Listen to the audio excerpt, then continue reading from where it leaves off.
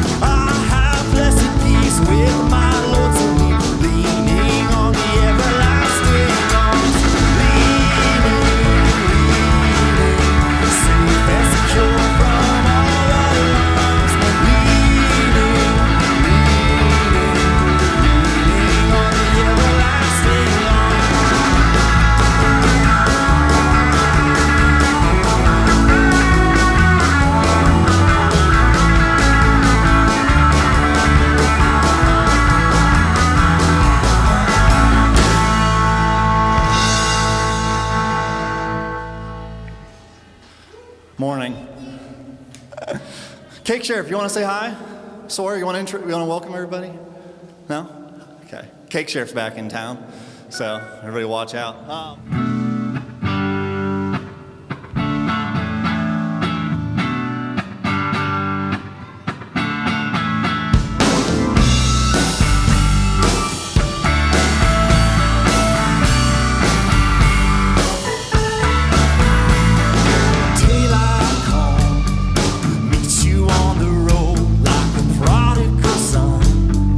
Prodigal that you gave up on when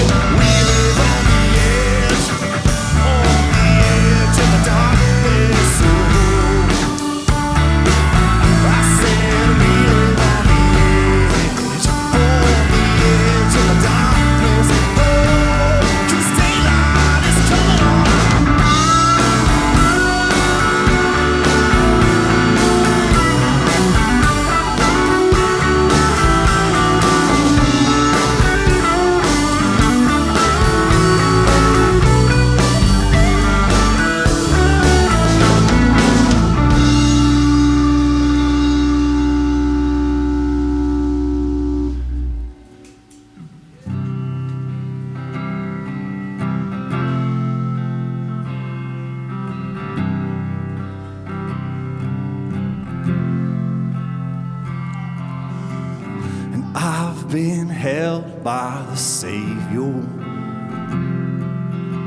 And I felt fire from above.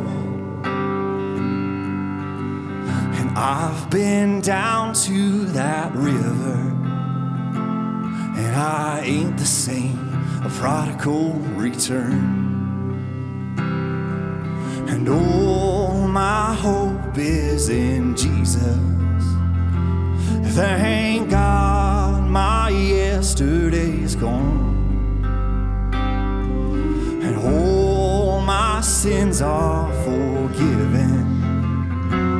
Oh, I've been washed by the blood. I'm no stranger to prison, and I've worn shackles and chains, but I've been freed and forgiven. I'm not going back, I'll never be the same. That's why I sing, oh, my hope is in Jesus. Thank God my yesterday's gone, and all my sins are forgiven. Oh, I've been washed by the blood. Get it, Aaron?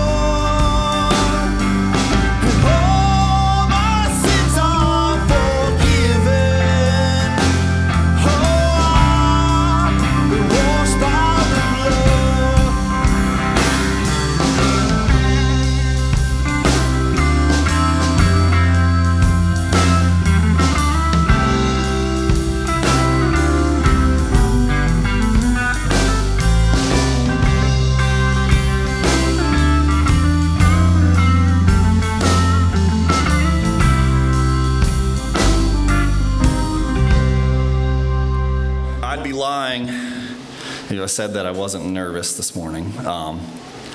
So I've been meaning to get this sermon together for a while now, but with a lot of things in my life, if I don't have a deadline, it ends up just not happening.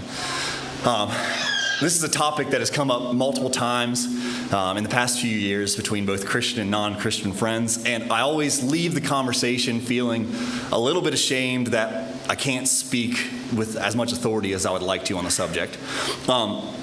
The most notable time was a friend from Tulsa. He's a self-proclaimed atheist, and once he found out my background,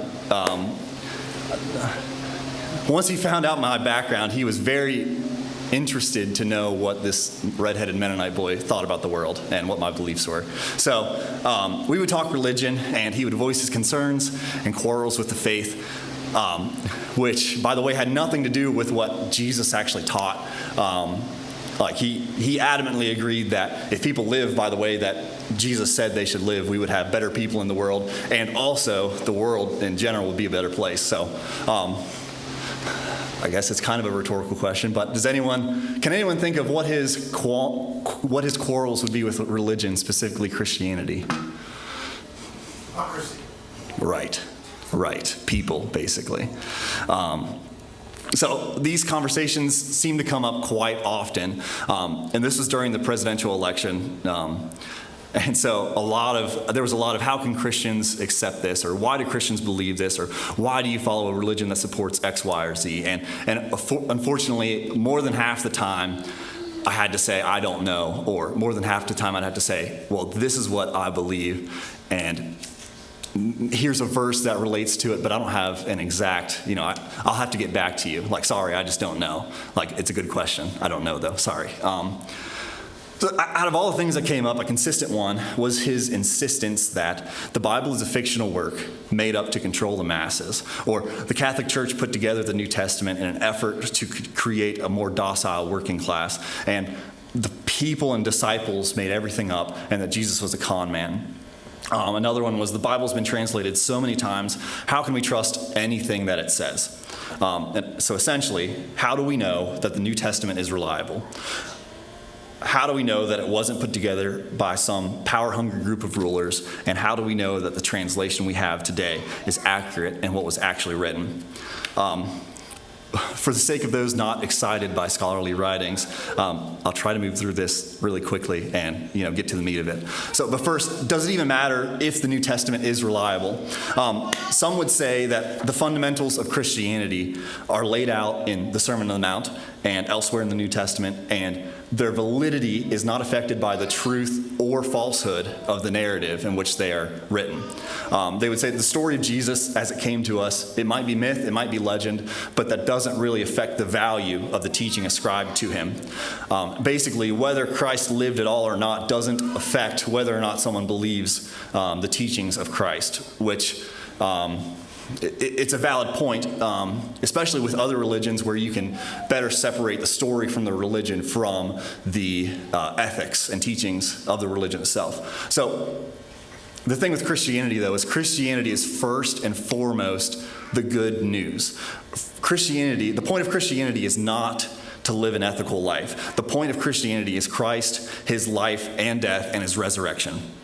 So the point of Christianity is his life, death, and resurrection. And ethics may and will and should follow, but that is not the goal.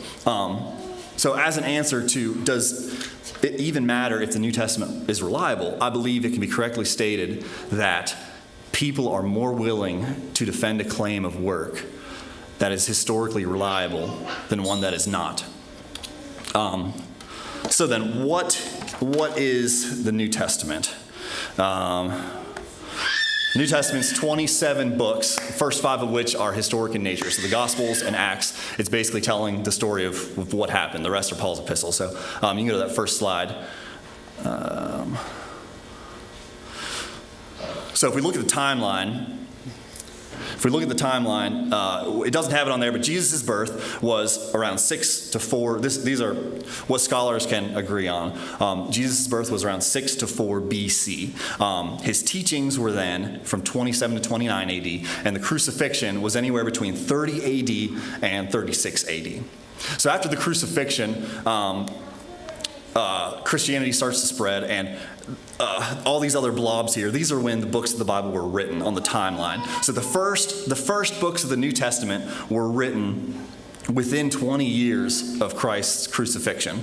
It continues on, and the last ones, everyone agrees that the last ones were written before 100 AD. So within 40 years, a majority of the New Testament was written, but within 70 years, the entire New Testament was written. From a historical standpoint, this is very encouraging because it means that when they were published, there were still people who had seen and experienced these events and attest to their accuracy. This also means that the books were written from firsthand authors and not from someone the story passed down to them from generations where it could be skewed. So now that we've seen the author dates and timelines, what proof do we have that these are correct?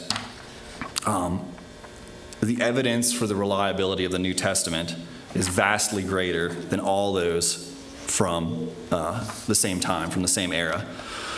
The next slide has common pieces of literature from the same era, and the most I think if you look all the way on the right-hand side, the two most important categories are the time gap and the number of copies. So this is from when the text was written to when we have the first manuscript. With the Iliad, you see our gap is 400 years and we have 600 copies. If you go down through here, you can see that most of the historically recognized books from that era have over 1,000 years between when it was written to when we have the oldest dated manuscript. Not only that, if you look at the number of copies of the manuscripts, we have a 1,000-year gap, plus we only have 20 copies of that manuscript. Now, those books, we aren't basing our religion, we aren't basing our worldview off of those books. They're history books, and so it stands that we're going to be a little bit more, we're going to dive into the New Testament a little bit more. So with the New Testament, the oldest fragments that we have with the New Testament are 50 years after they were written. So as far in a historical timeline, 50 years from 2,000 years ago, we have something that's dated within 50 years of when it was written. That's insane from a historical point of view. And you can see we have the first copy of the New Testament we have, the oldest, is about 200 years after it was written. I want to point out one thing. We see the number of copies. We see it as 5,400 copies. That seems like a lot, and it is. And it's far greater than any other text that we have. When I was digging into that, I think that's a little bit inflated. Some scholars will throw even the Greek copies in with that, and we'll get up to they'll claim 25,000 copies of the New Testament versus all these other 620 and 7 and stuff like that. That's not exactly true. If we're looking at the 1,000-year span that most of them are covering, we have anywhere from 2,000 to 5,000 manuscripts from that era. So the point of that being, from a historical point of view, there's no way that we can discredit we have more proof and more accuracy in the New Testament than we do from any other book in the time. So along with that evidence, there's also evidence outside the New Testament. So we also have writings from the days from 150 AD of people actually quoting the New Testament already. So people are quoting Paul's letters. People are quoting the Gospels. So it was at this point where I steered away from Christian apologetics. I needed to see some different views. So I searched the corner of the web for some anti-apologetics because I needed to see the other side and what people are making of the same information. And so happily, what I found was the same sources, the same information. So the nice part is everyone agrees that this information is true. We're not arguing, oh yeah, well, what's the date? We all know these are the dates and these are the timeline of stuff. What I found was this guy Bob, and he was very thoughtful, and he had an argument that because most of the earlier manuscripts of the New Testament were fragments, most of them weren't the entire New Testament, most of them are fragments, you can't put trust in them because the distance between when they were written and the first full New Testament is so great. It's about 200 years between when the New Testament was written and the very first full manuscript we have of it. He did a lot of legwork, and he put some. What he did is he took the first fraction or first little bit of information from each chapter in the book and put it on a timeline. So the next slide says Gospels at the top. Every single one of those red lines is the beginning of the chapter. So you have Matthew, Mark, Luke, and John right there. The first reference we have to Matthew chapter 1 is 150 years after it was written. If you go through there, some of them are 100, some of them are 250 years. If you look over at John, we have a reference that is 30 years. Go on to the next slide, you look at the Acts and the Epistles, we see the trend pretty well continues anywhere between 100 and 200 years. The following one, the rest of the Epistles and Revelations, some of them again are down in the 50 years, but a lot of them are in a 100-year gap. So, the oldest completed work of the New Testament was 350 AD, which is the Codex Sinaiticus.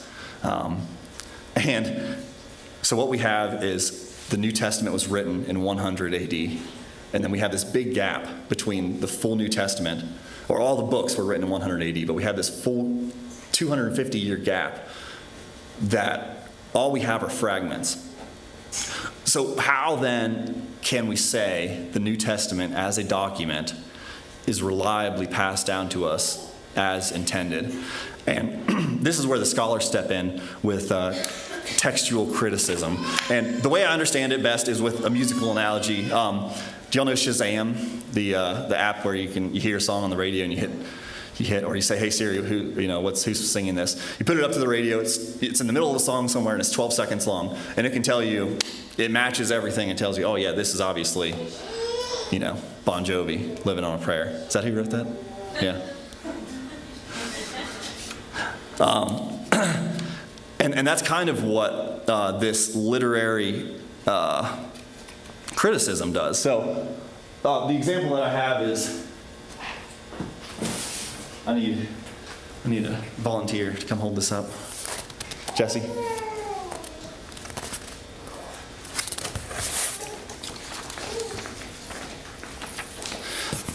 So if you think of, yeah, there you go. If you think of the New Testament like a song, so right here, this is the ABCs. A, B, C, D, E, F, G. It has lyrics and it has notes associated with it.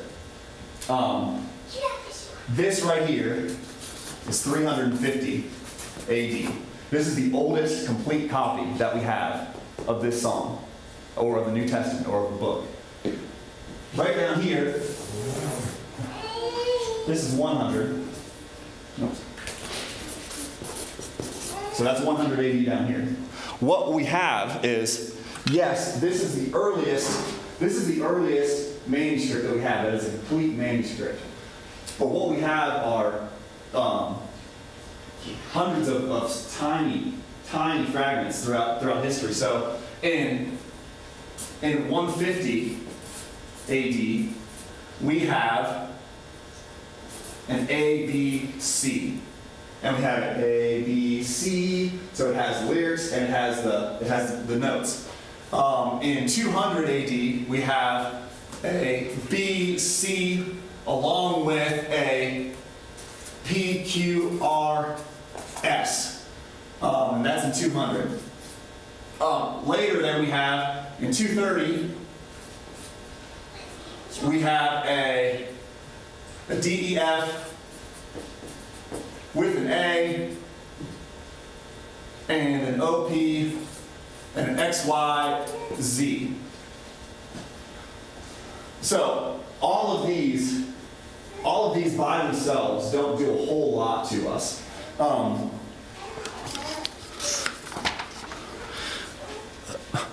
Given the broader picture, though, given that we can see the entire song at the end, and so the fact that we have this completed song, we can confidently say that it makes more sense for these pieces to be completed together at all the places than for them not to be. Basically that, it makes more sense for this is the copy of the song. You're not going to have an A, B, C. You're not going to have, if this piece right here, every single one of these can trace it, and it's matched up with pairs. On top of that, these are scattered all around the world, around the ancient world where they're found. So hundreds and hundreds of miles apart.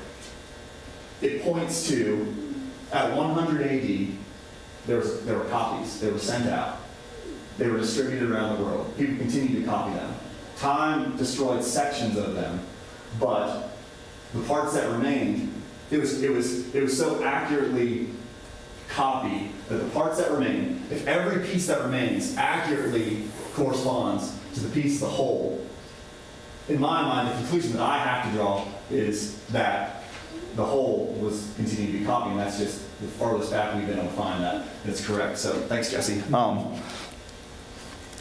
I know if anybody ever watches this from, I wanted to say I went to Bible college and then also this DTS and immediately forgot everything that I ever learned there. So, so I'm sure if any of my peers from there will see that, they'll be appalled by how I describe that. But so to recap, if every piece of the whole that we find verifies the section that it references, it makes more sense for them to originate in the same spot and for time to erode away pieces of the older sections. Not to mention the fact that the New Testament was pieced together from all around the world, from Egypt, from Asia, so to end, people have wrote more books than would fill this room about this. So this is just a very condensed version, and what I found encouraged me for why I can have reliability in the New Testament. But I believe it's possible to form the conclusion that the New Testament, from all the fragments that we have, there is, some studies say like a 98%, some studies say a 99.5%. From all the fragments that we have a 99% similarity rate between all of them. And most of the differences between them are grammatical and spelling. It's the story doesn't change. It's a comma, it's a different spelled word. I cannot say without a shadow of a doubt that it is 100% accurate or 99% accurate until we have an original copy. But I can say that given all the research done into it and the fact that all the research everyone agrees on the same studies, I can say that given all that evidence, it leads to the conclusion that we have one of the most accurate pieces in history, and we can have faith that what was originally transcribed is correct to what we have, or very, very close to being correct to what we have today.